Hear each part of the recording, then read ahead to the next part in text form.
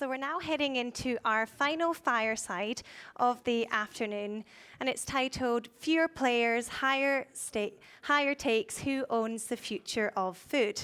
Now, this fireside chat will consider what will impact the future of competition in the sector and what it means for the future of Australian agriculture. And to get under the skin of this topic, I'm delighted to introduce the facilitator for this next session, a well-known face to many, and that is Sue McCluskey. Now, Sue commenced her role as Interim Chief Executive of the NFF in September 2025. Previously, she was Australia's inaugural Special Representative for Australian Agriculture. With an increasing focus on more environmentally sustainable production, Sue worked to promote and demonstrate Australia's commitment to climate-smart sustainable agriculture and counter prescriptive policy that could negatively impact Australian agriculture and global food security. Sue's also a cattle producer, as well as chair of the Crawford Fund, a director of LiveCore and the Australasian Pork Research Institute, a member of the CSIRO Food and Agriculture Advisory Group, a National Food Council member, and an ATSE fellow. And that's only about a third of what Sue does. But please welcome to the stage Sue McCluskey. Thank you. One of the tips you should actually have is to make sure that you read the bio first so you can cut it down to 2 lines. Now, I'm going to get my panel up. Mick, if you'd like to come up, and Catherine. We're going to have a great panel today, but I'm very mindful of the fact that we have been preceded by 2 fantastic panels. The last fireside chat was just fantastic. The panel before was really terrific. And also, I'm very mindful of the fact that I stand with my panel between you and drinks. So we will get straight into the panel. I've been really fascinated at the discussions that we've had today, which have been very much at a whole of systems level, that very strategic level. And we will actually have that theme, but we will start to really drill down in relation to competition policy. And particularly because when you think of it, in today's agricultural sector, we're seeing a lot more consolidation, a lot more concentration, and that's right across the agri-food system. So that's not just at the farm level, it's right way along the supply chain, it's at the retail end. At the same time, we've got farmers that are facing incredible pressures. So you've got higher input costs, we've got a whole lot of climate volatility, labour shortages, and at the same time, of course, cost of living that's not just impacting farmers, but also impacting consumers. So our panel today is really going to look at competition policy. What does this mean, and how does it actually really translate on the ground? And consider competition policy in era of Trump, more protectionism, more nationalism.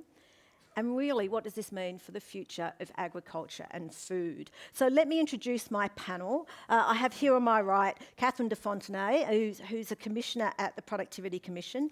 Prior to joining the PC, Catherine was an associate professor of economics at Melbourne Business School. And she obtained her PhD, I thought this was really interesting, in economics from Stanford University, and a topic related to plantation crops in Honduras. So definitely a connection to agriculture. Mick, Keogh, of course, would be known to many of you. He's the Deputy Chair of the ACCC, responsible for small business and agriculture. He's currently a board member of the Food Agility CRC, was previously the Executive Director of the Australian Farm Institute. There's a bit of a theme going today. I think there's a number of us that have had rotating roles. And Mick and I go back a long way when we worked on tax policy together many decades ago. So let's get into it. Mick, I'm going to start with you. You're a regulator. So you have a role in ensuring that regulations are being followed and that they have the outcome that's intended. What are the biggest practical challenges that you're seeing facing regulators in monitoring, enhancing and policing competition laws, particularly in complex supply chains and across agriculture? Well, I think probably a lot of the discussion here today highlights it, that markets are quite dynamic and move and change quickly, yet the law and the enforcement of the law by regulators is much slower to change. So, for example, if we want to take a matter to litigation to the courts, it'll typically be at least 2 years before we get a decision from a court. It'll typically be at least 12 months before the evidence is prepared to the point where you can start the proceedings. So that is very slow moving. And if you can imagine how much markets change, how much practices change in that period of time, that's the difficulty. We do have more flexible approaches in things like codes, etc., but even they typically lag. Our observation is that if we introduce a new code, it'll take 2 to 3 years for the recipients, if I call it that, of the code to find ways to adjust their behaviour, sometimes in an adverse way, sometimes in a good way. So, and particularly now, I think markets are much more dynamic than perhaps they were 20, 30, 40 years ago. That's the real challenge for regulators, just yes. keeping up. And I think I'll come back to that need to be nimble. But Catherine, I do want to ask you, we've heard a lot about productivity. Our keynote speaker this morning spoke about it. A number of panels have touched on productivity. Can you tell us how well-designed competition policy really can support productivity and productivity growth? Yeah, great question. Look, competition is incredibly important to productivity because firms that are fat cats, that have too much market power, have less incentive to innovate, to develop new products, to be more productive. They're not feeling that pressure from the market. We heard this morning about horticulture, about the hundreds of new products that are being grown.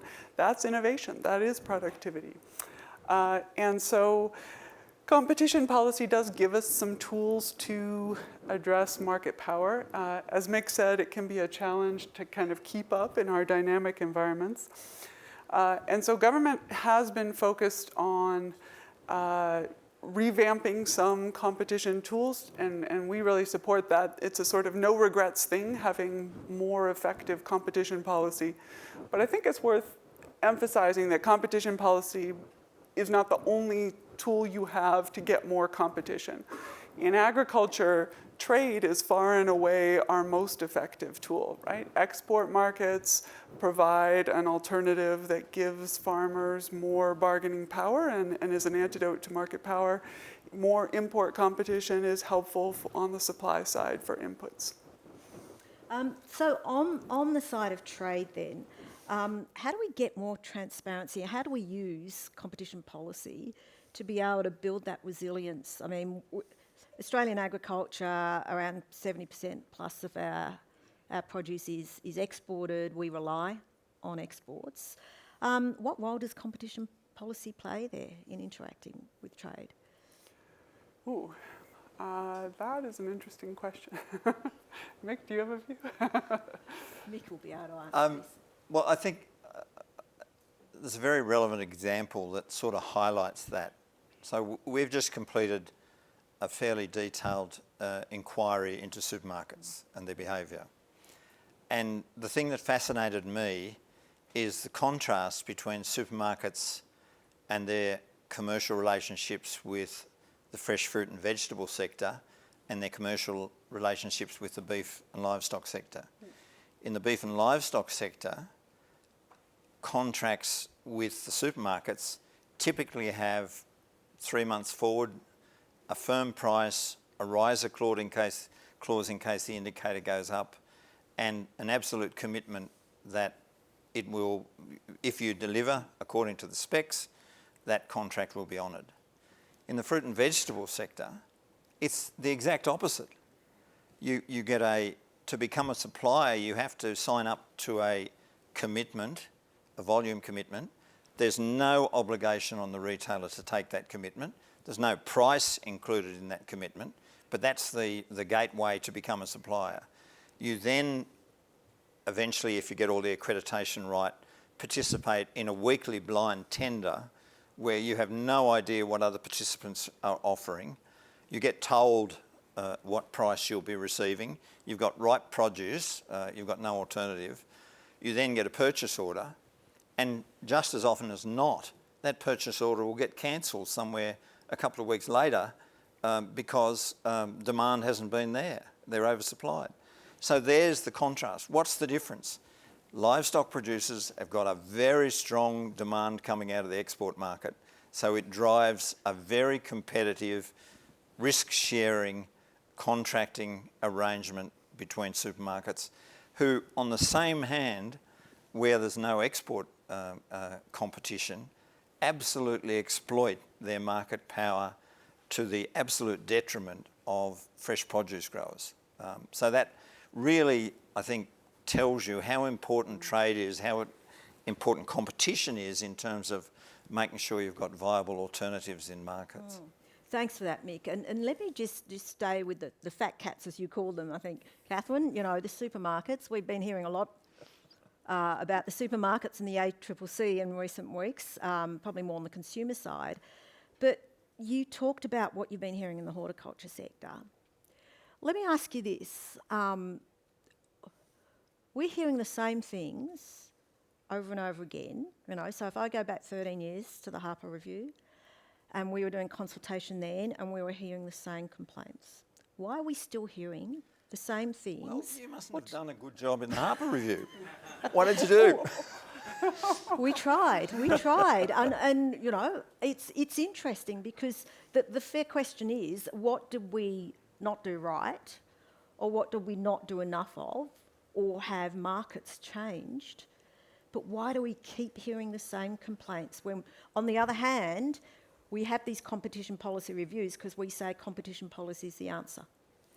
Yeah, and I think if you go back to that period between, say, 97 and 2011, which was the big deregulation period of agriculture, the main focus was, if we're going to be globally competitive, get regulations, get marketing boards, get all those things out of the road and let people compete.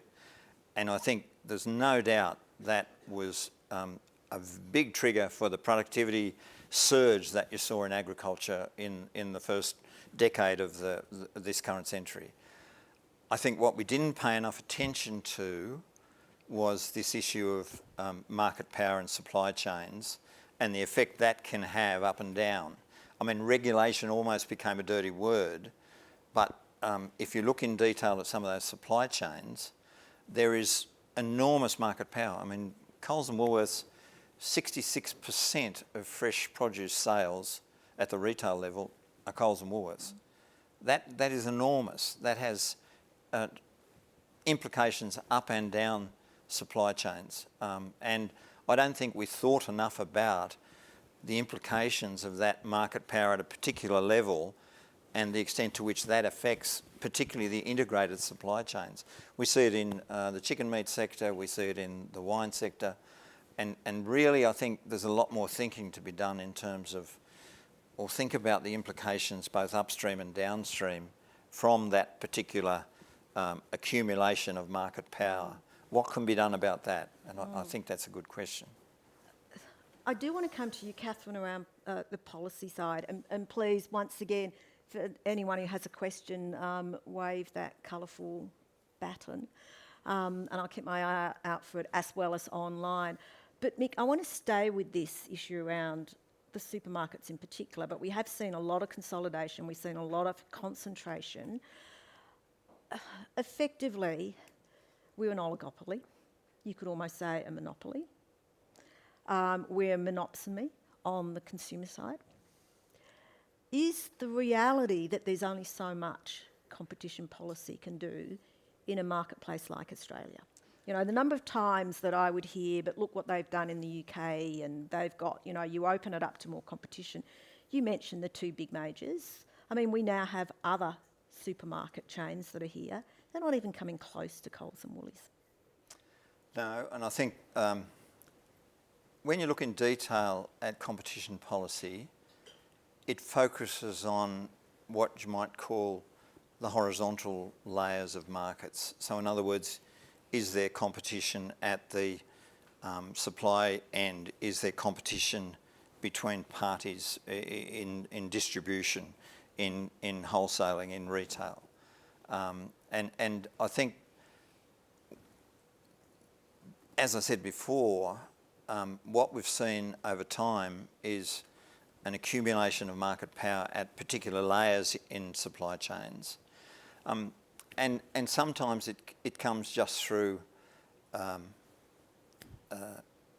almost not looking. I'll give you an example. Under the previous informal mergers regime, we were notified of 14 out of 260 acquisitions by Coles and Woolworths in the period from 2019 to 2025. So because we had a policy setting that was an informal regime, that meant you only notified if you thought you were a real risk of getting identified.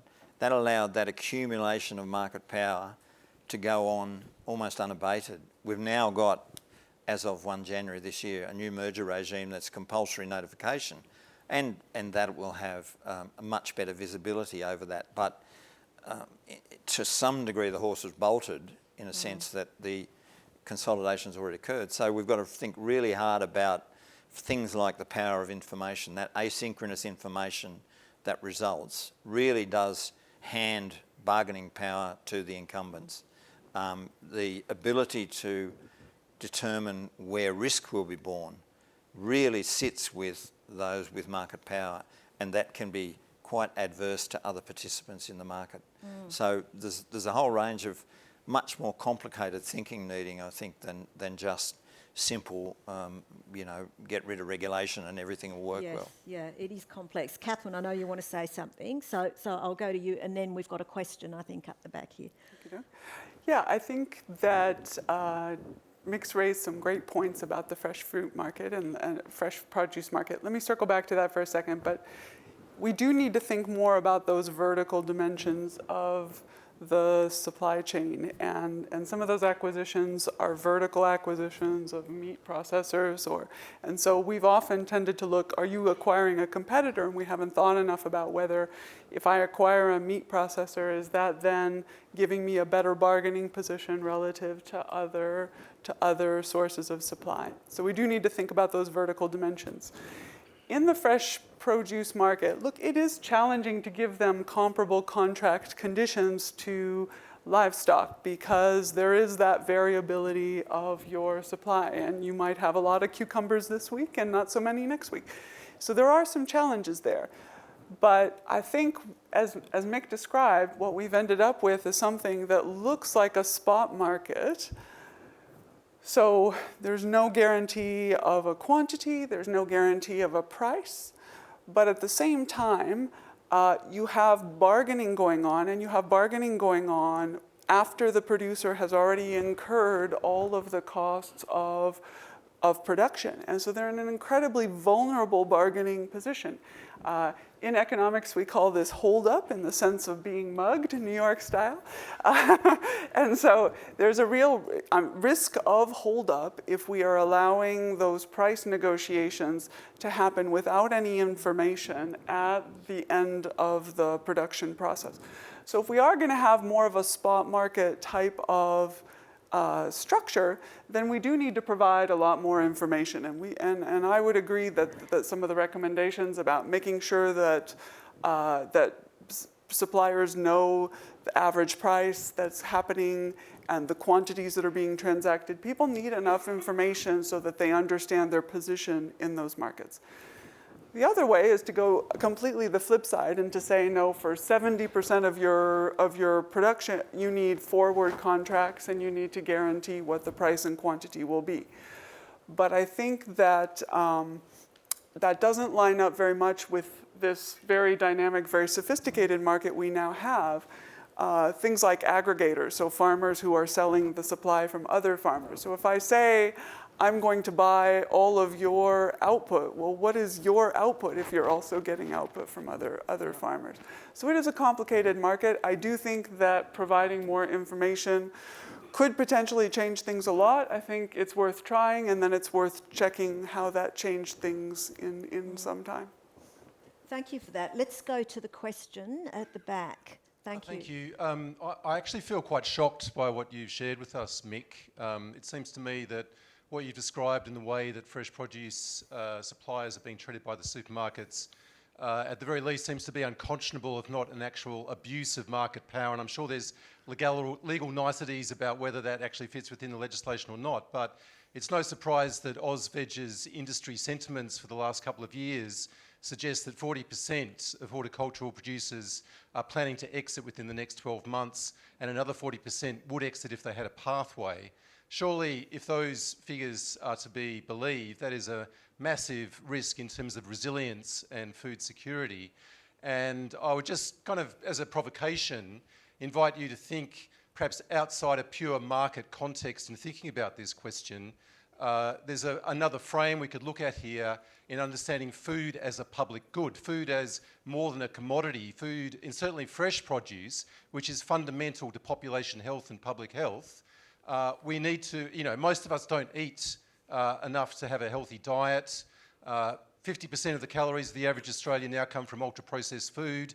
On some models, the dietary crisis will suck up 3% of our GDP, 230 billion in 20 years if we don't turn it around.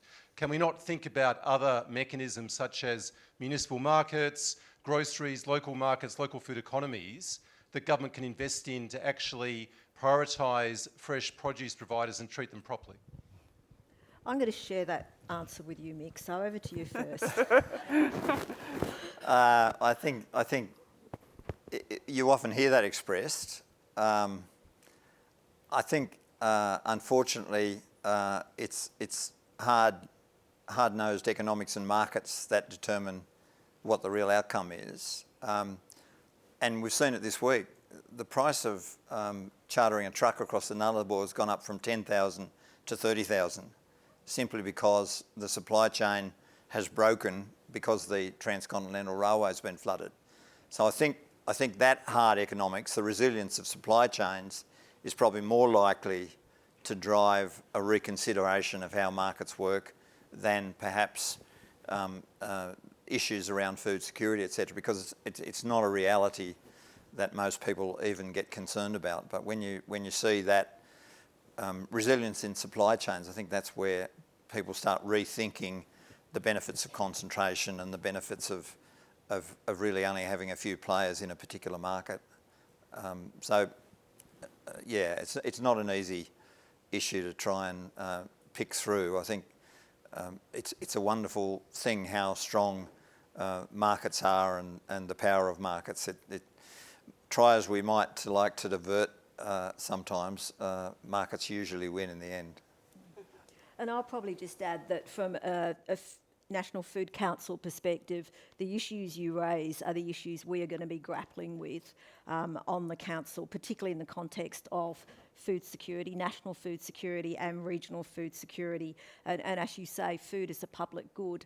And I had an interesting conversation last week with someone very senior in government who asked me why food security should be a national security issue. So I do think it's something we are really going to be thinking of, will be very much front of mind on that National Food Council. Claire, we've got a question online. So would you like to go to that? Thank you. We do. We've got lots of questions coming in. This one is from Quinn Welsford-Brink, and he asks, is government intervention required to deal with highly concentrated supermarket industry? And if so, what are the policy options available? Now, this is interesting because I know that on an earlier panel, I was keen to get to what are the policy levers we can pull. So we've got straight into that. Catherine, why don't I go to you first and then we'll come to Mick. Well, I am going to start with a cheeky comment. I have to say, I really love the work that was done on the supermarkets inquiry, but man, you guys have got a lot of codes now. I think that one of the things that the Harper Review recommended was separating the regulatory part of the ACCC from the inquiry part of the ACCC. And you might worry that if we have inquiries undertaken by the regulator, the model that they like is continuous supervision and regulation. So I think that it has potential in the supermarket space. I'm less convinced about some of the other codes. So codes are a tool, and they are a more flexible tool than going to court, as Mick said, but the codes are a tool. I like some of the changes to, some of the proposed changes to allow, to ban suppliers from agreeing to unfair contract terms. I think that's really useful. If you have a power imbalance, then there's some things that perhaps you shouldn't be able to agree to in a contract. You can break up entities that have too much market power. You can require them to divest. It's maybe not the right option for all contexts, but it is a tool. We've talked a lot about the market power of supermarkets, but there's market power all through the supply chain. If we think of the top end of the supply chain, you have seeds, you have machinery, all coming from firms with very large, very big market power. Full disclosure, I'm married to a Caterpillar guy. But what tools do we have to manage that market power? So the Productivity Commission has encouraged the government to consider a right to repair for agricultural machinery, for example. And the Treasury has announced that that's going to be adopted, and we're very excited about that. Essentially, this is requiring producers of agricultural machinery like Caterpillar to make diagnostic tools and repair manuals available to third-party repairers.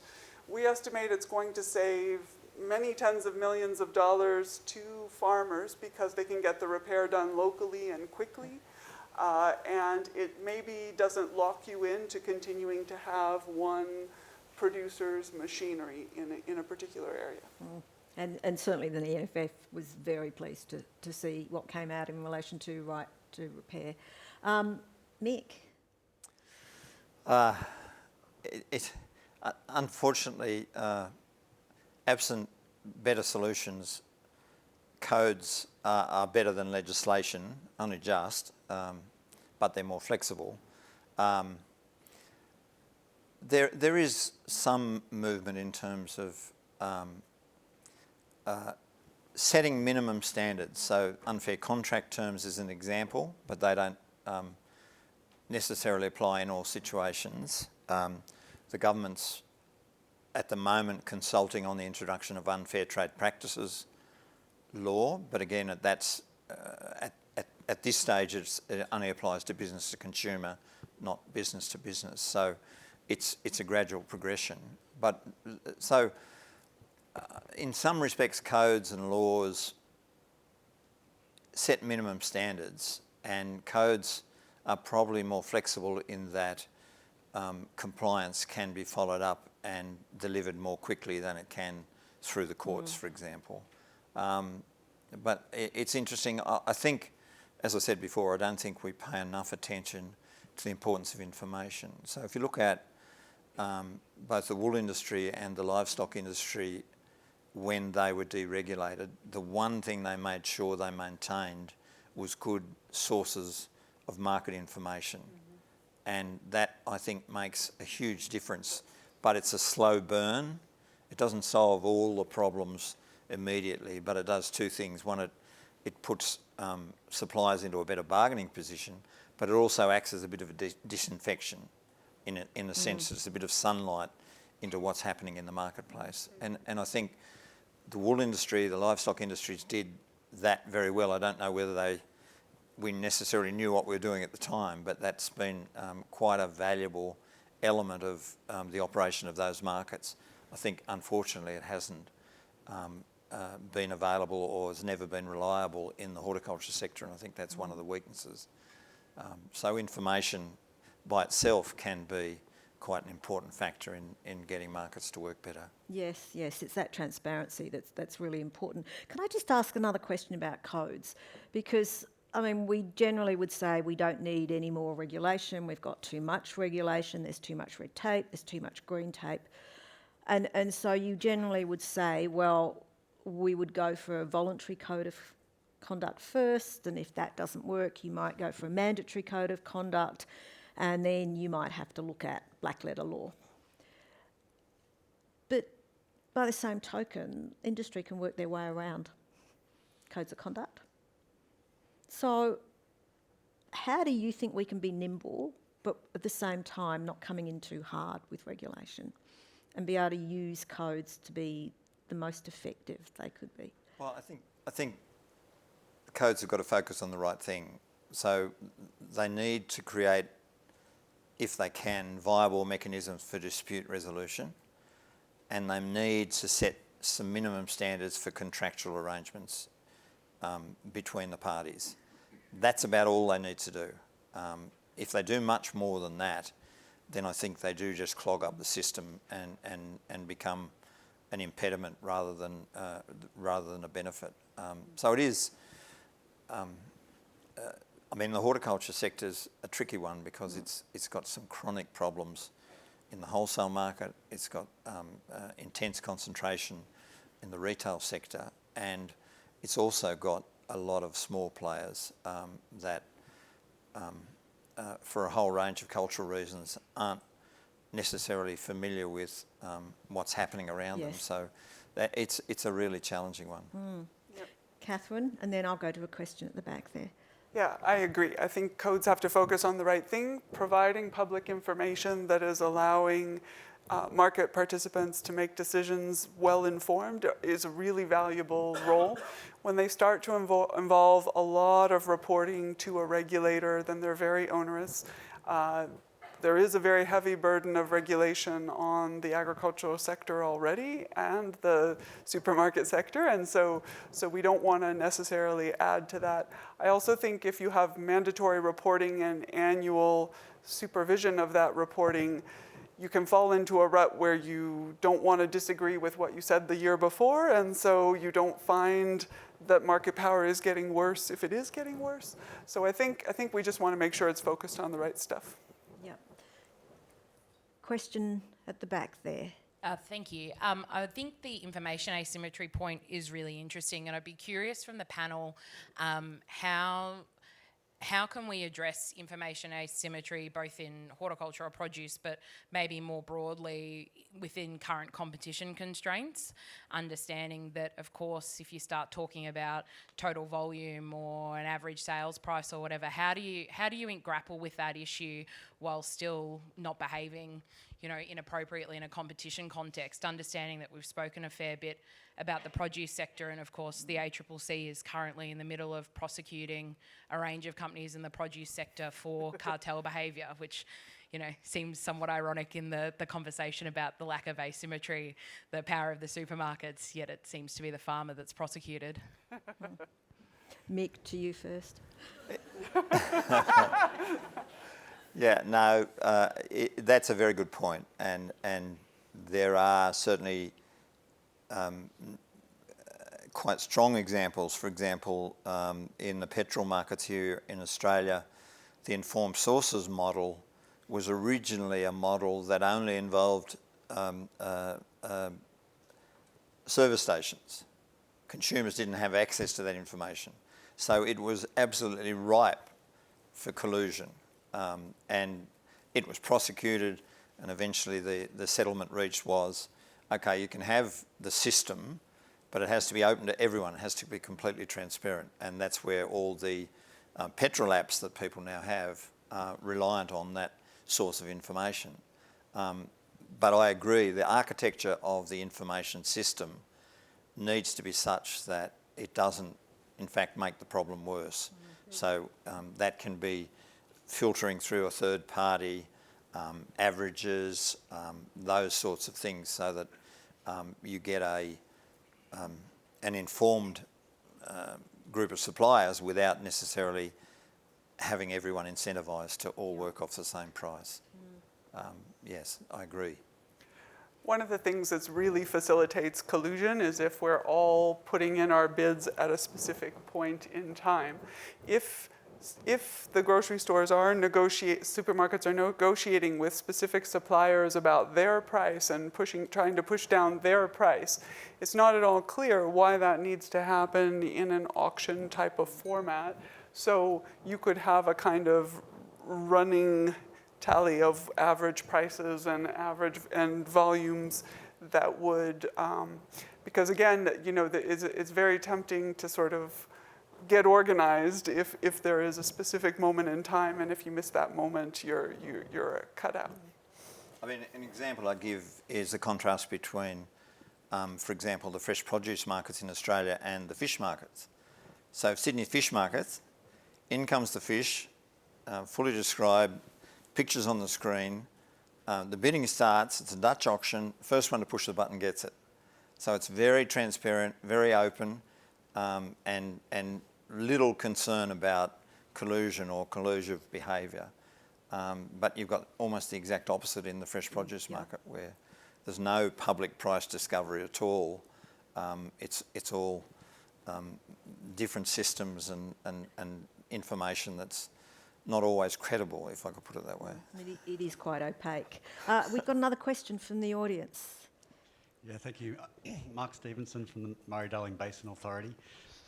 So you've talked a lot about the concentration of market power with the supermarkets and retail, but I was just wondering if you could talk a bit more about the implications of the concentration of farm consolidation and the intensification of production, and for example, things like water entitlement markets have been dominated by the large, sophisticated players who've got more capital, those kinds of things. Those large agribusinesses may not necessarily be locally owned companies. We talked a lot about community trust before, and so I just wanted to know if you could just comment a bit about the implications of that consolidation, huge consolidation in farming. Thank you. It sounds like a free kick to me. We conducted an inquiry into water markets of the Murray-Darling Basin and made some recommendations about market information, market transparency, and announcements by government that had the potential to affect markets. We're in the final throes of actually having that implemented. So there's a code of conduct, sorry, Catherine, for water market intermediaries, which in fact the water brokers supported. They wanted it because they had a problem of bad elements in that sector who were creating problems for everyone. So in fact, that was one of the only occasions I can remember where the subjects of a code actually encouraged the adoption of that code. The other element of that is information flows. So the Bureau of Meteorology will now become the Water Market Information Hub. There's some processes still underway, but that's just about there. Obligations on government, surprisingly, when they make water market announcements, to make them in a fashion that's accessible to everyone so that there's not market manipulation and insider trading occurring around that. So, and there's prohibitions on market manipulation, all coming into effect as of later this year. So that's how we address the problems in the water market. I think that we do need to recognize that Australia's agricultural sector is incredibly productive, and we would not be surprised in a very sophisticated, productive sector that we'd see some consolidation. And we wouldn't be surprised, given how sophisticated our water markets are, that we would see some financial trading of those contracts as well as some participation by farmers. So they're uncomfortable signs, but they're both signs of the high level of sophistication of the sector. I think it's vital that we eliminate opportunities for some people to have information that others don't and make sure those markets function. But I don't think we should be afraid of farm concentration in and of itself, particularly when the countervailing power of the abattoir or the supermarket or the supplier might be very large. So it can sometimes be a helpful thing. Claire, let's go to you for some questions. Yeah, we've got a question in here from Kate Denton, and she's asking, an issue the ACCC has faced is how to define a market and what constitutes a concentrated market. How should agriculture navigate the complexities of market definitions? Go on, Mick. You're just itching to answer. There's a world of theory and analysis behind that around how you define markets, whether it's geographic, whether it's product, function, all sorts of things. I'm afraid, Sue, I don't know that I could answer it in the time we've got available. I think Catherine might have a go. I mean, there's markets where there's clearly high transportation costs. So if you think of dairy, you're not going to drive to the next state to have your milk processed. So if there are transportation issues or timing issues that mean that you have to sell relatively nearby, that's going to be very helpful for thinking about what the market is, and that is going to confer market power to the buyers in those markets. But again, the exciting thing is that in a lot of agricultural products, the market is the world, and that has been hugely beneficial for Australian farmers. Yep. And I'm going to jump in there because we did an inquiry into the dairy industry and that resulted in a code. A lot of inquiries. But the interesting thing there was, guess where Darwin gets its milk from? Come on, who knows? Southeast South Australia. So we used to think that dairy is a geographically confined market. But in fact, there's no cows around Darwin that produce milk. So it all comes up from places like Narracoorte and Southeast South Australia. So that, and the technology has been developed to allow at least 10 days of shelf life when the product gets there. So quite incredible how technology actually changes what in fact a market is. Yeah, and I think also Maximo raised this morning, and it came up again, I think, from Jared, just the issues around supply chains, logistics. In a country as big as ours, logistics is really critical. And, you know, given what happened on the weekend, we're sort of tending to focus on what's happening globally in relation to supply chains, what it means in terms of fertilisers, fuels. We've actually got logistic challenges here in Australia. Most of us missed the fact that the Transcontinental Railway got knocked out. Claire. We've got another question here from Steve, and he's asking, does Australia need to consider mandatory price reporting USDA style? And the rebuttal has always been it will erode quality premium achieved on export markets. I think that's an open question in some sectors. I think the livestock sector's well enough organised, and I think the market information system is working there. I think the wool industry has done a good job of providing the market information. I think it's tricky where there's entrenched players in a particular part of the supply chain who resist greater transparency in that supply chain exactly because that's an important element of their bargaining power. And you know, conversations during the supermarket inquiry, both the major retailers recognise that there's questions about the sustainability of the system that's in place because of a range of factors, including that issue of transparency.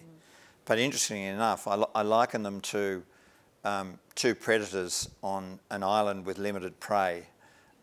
Neither is going to back off preying on the prey there, lest the other one gets an advantage. So it's an interesting dynamic where you've got a duopoly and behaviours that both recognise have got some problems associated with them, but aren't going to change unless someone changes them for them. Yes. Now, Claire, I'm just conscious that our time is actually going very quickly. We might go to one last question online because I can't see any more hands up in the room, and then I'll look to wrap up. Thank you. We've got a question here from Amanda Paris, and she's asked, farmers have historically been known as price takers rather than price givers. To help secure future of food, how does the sector shift this, and do you think it will help secure the future of food? It's a really interesting one. I might have a first go at this because one of the things that I think has been quite apparent from the discussion we've had is that you can't talk about markets and the whole agricultural sector. It is actually different depending on what is the industry sector, the sectors of change. Mike, you've talked about the fact that the livestock sector, the wool sector, when it comes to pricing and transparency, are probably far better. Organised horticulture, a huge number of challenges there. So what can we do to help horticulture? And I think the classic is there is no one size fits all. So Catherine.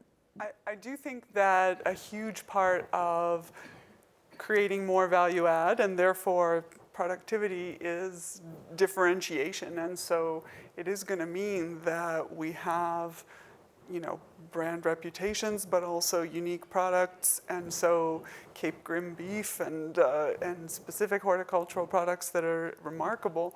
I think there's a huge potential there to improve the value add of and that is productivity again. And Mick, last word to you before we wrap up. Yeah, it's interesting because tied into that are systems of provenance and quality and how that information flows along the supply chain and where the value gets created or captured as a result of that. And we see it in all sorts of markets, from regionally based products to products that have got particular green credentials to products that have got family farm credentials even. And it's a real challenge, I think, to actually have value capture in relation to those sorts of things. There's good examples, but it's not easy. It's not simple for that capture to occur. So thank you, everyone. Thank you for the lively questions for the last panel of the day. I think we can say competition policy is still alive and well, but it does need to be differentiated for different industry sectors. So can you please thank my panel, Catherine de Fontenay, Mick Keogh, and Claire, back to you.